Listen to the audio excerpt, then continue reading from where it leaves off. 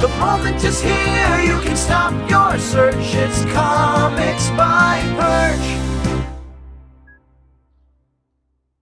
Hey everybody, this is Perch.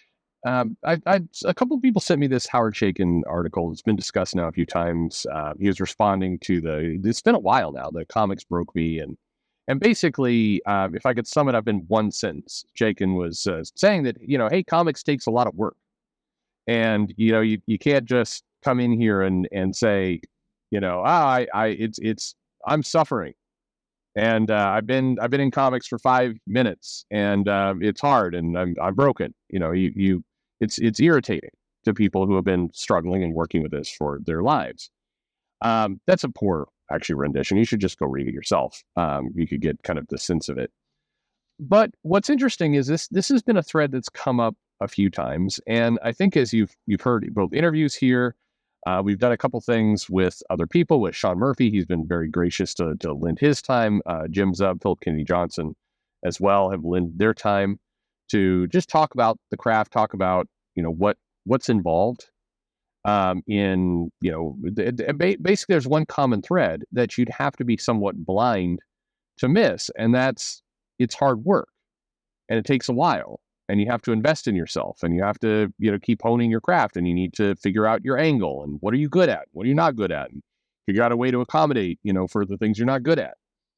And I've chatted with some people, and I guess I won't mention names. I've talked to people, off the air plenty, and I'll get compliments like, hey, thank you for the business advice, man. You really know this stuff. And my thought always is, I think you do too. I think everybody knows this stuff because by and large, there's certainly details and there's strategies that you can pull off, and those take kind of time and thought and skill to be able to develop that. But a lot of the secrets to being successful in comics are the same secrets to being successful anywhere, like in any industry, anywhere you go. And comics has this weird behavior of kind of wanting to be its unique unicorn.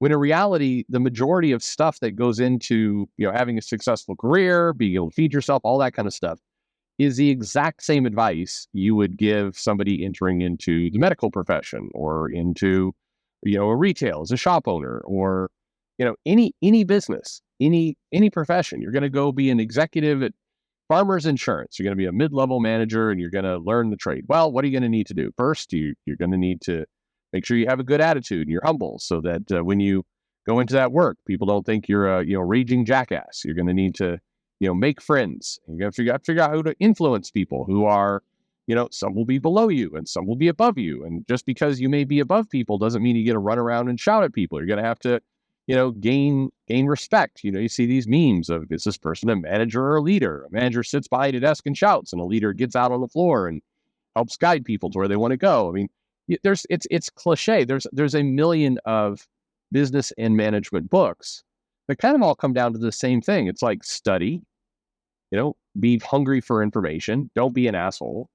On the hungry for information, by the way, one of the most common things you hear from consultancies, from Deloitte or Accenture or McKinsey or BCG or companies like that, one of the most common things you will hear from them is the importance of customer research and customer experience.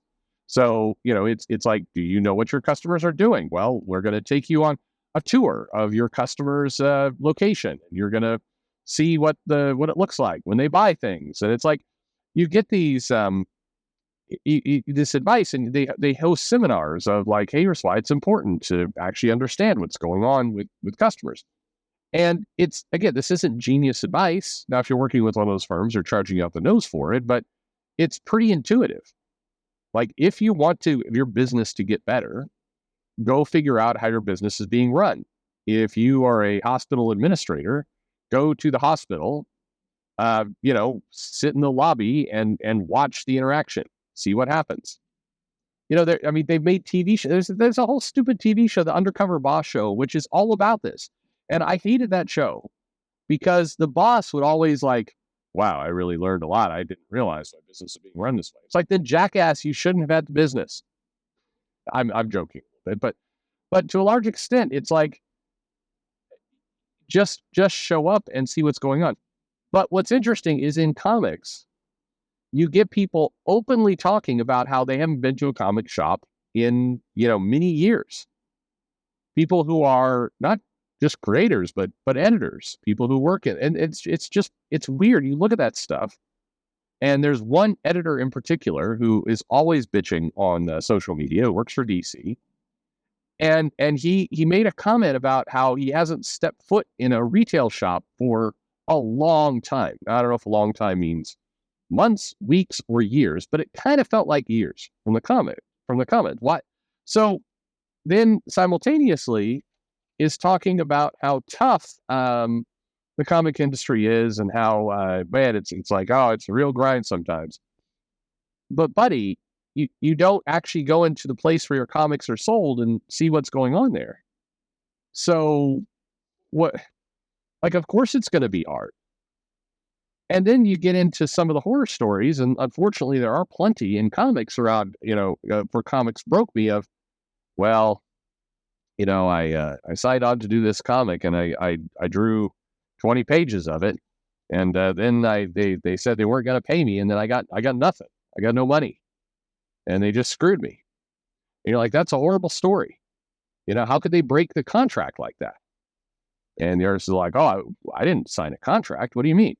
It's like, okay, well, it's horrible this happened to you, but why did you not have a contract? Why did you think that comics was unique as a business where you could show up and not study, not prepare, not go to the actual shops, not read the back issues of the comic you're on, not get a contract, and expect that things were going to work out okay for you? They obviously are not. If you don't do these very specific things that is kind of inherent to almost every business on the planet. I mean, again, many of you have jobs doing different things. Imagine that you're working in, I'm going to go back to insurance. You're working in an insurance company. You're working for Farmers Insurance, and you are a IT manager. You help keep the computers and the systems up. Would you work in that place? Would you show up every day if you had no contract? If, you got paid kind of randomly, like sometimes you get paid on the 15th, every now and then the 18th. Sometimes they forget. You have to go ask for your paycheck. How long would you keep working for this place? I'm guessing not long, because you would go, well, this place isn't clearly a serious business. The signs are all wrong. So why in comics do people complain about, yeah, I had a book, there was no commitment or anything, and I did a bunch of work on it, and then they ghosted me, and I don't know, it's a terrible story. It is a terrible story, but it was also an avoidable story. And I think that, to be fair, comics has kind of, a lot of people in comics have tolerated this behavior for so long that there is an element of, this is the way it is.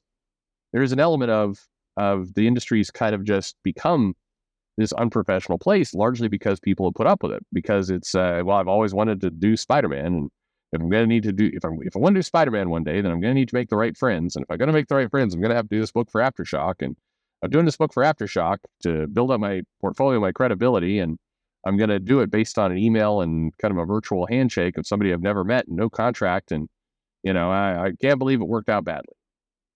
That love to one day get to do Spider-Man or be Batman or kind of work in this thing that a lot of us enjoyed. I think Jacob made the point that there is a major skill difference and gap difference between reading comics and creating comics. Reading comics is easy. You go in, you buy the comic, you go home, you read it, you consume it however you like. You read it 5 times, 20 times, whatever, and you can enjoy it and remember it. Cool. Making comics is not that easy. Making comics requires skill and talent and constantly refining and working your way up and getting connections. And yes, having a bit of business sense. Being able to understand that you need a contract. Being able to understand, how you're going to get paid. All those pieces are important in order to, work. And so it's not that you just get to walk in, read a couple comics, and it's fun, happy playtime. And it does worry me a little bit that kind of myth and belief is spreading. It's in comics, but we're starting to see it show up other places too. There are basic fundamentals to getting a job. And again, I'm not saying that the many, many, many stories of Comics Broke Me are not sad. Many of them are sad. But in a lot of cases, you look at it and you go, this is why you need a high school degree. Or this is why, hiring a lawyer before an agent is a good idea. Or why you should read your contracts before you sign them. Or why you shouldn't take deals where you just get paid on faith. Or, why you need to go into a comic shop and study what people are reading. There's a couple threads out right now around, some writers of some failing books. And when I say failing, I mean they're on the verge of cancellation because they're selling 15,000 copies or something at the big two, and it's not it's not going to work out. And there's all this comment about well, I guess this book just didn't hit with the readers. I don't know why people didn't show up to read this comic. And my question would be, did you go into a comic shop and sit down and ask people, hey, what kind of comics you're reading? What are you liking? What's currently popular? Did you make friends with some retailers? Or did you go to Twitter and just basically post random nonsense and got some likes for it and thought, well, I'm in touch with my audience? I mentioned this once to a creator, well, I can't go into a comic shop because if I go in there, I'm going to be mobbed. People are going to immediately want me to start signing stuff and it won't work. Hey, 99% of comic creators could go into a shop and nobody will recognize them. I'm sorry. I'm sure some of these people are famous and everything else, but chances are you could stand in there for an hour and you will be the shopper like everyone else. You don't need to put on a disguise. No fake mustache or glasses needed. Now, a couple of people, that's not the case. We've seen Scott Snyder's face enough, in ads and other things, that if he walked into a shop, I think probably he's going to get recognized. But again, I don't know. It's not a sure thing. But you got to go into a shop and ask.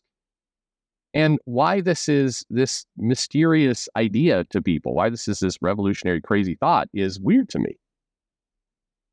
Go in and, find out what's going on and find out what people are buying. And then when you make your comic, write to that audience. And if you're really ambitious, go to 2 or 3 shops, reach out to some retailers, say, I'm just kind of curious. What are you, what do you do? I mean, hell, this is smart, but very few people do this. I've given this advice to people and it's I don't know. That's a lot of work.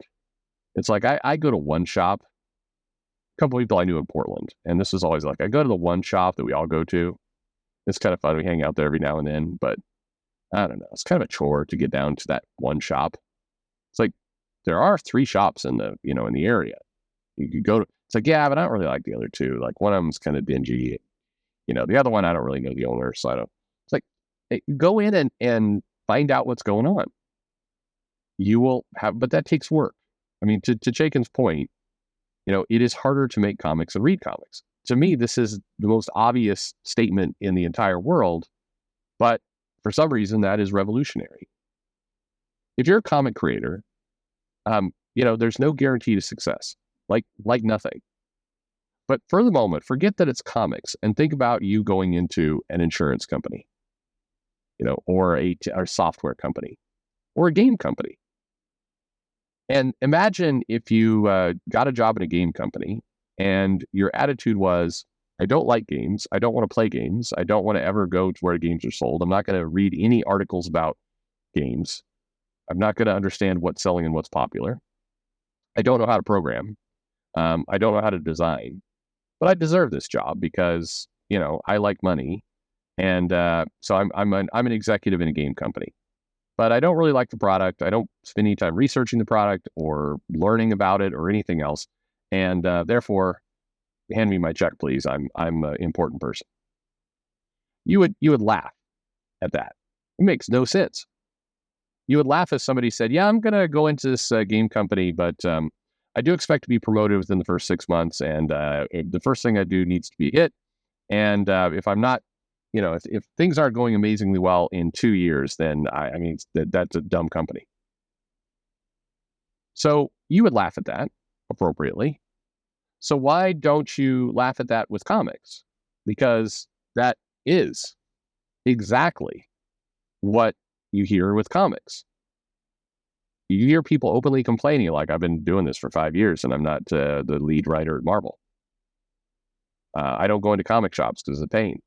It just makes no sense. Anyway, good article by Chaykin. Go check it out. Let me know what you think. Like and subscribe, and thanks for listening.